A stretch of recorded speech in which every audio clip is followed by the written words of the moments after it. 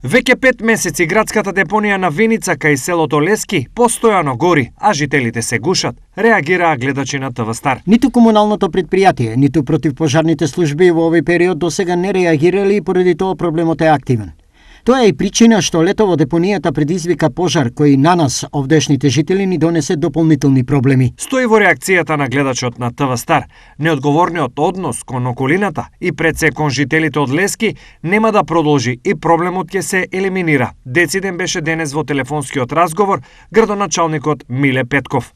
Пуштено е за расчистување на депонијата механизација, значи ископ на земја е истоварен тамо и се со механизацијата се привремено санира овој проблем. Дополнително ангажираме и противпожарни возила за истурање на вода по потреба, значи неколку пати во текот на денот.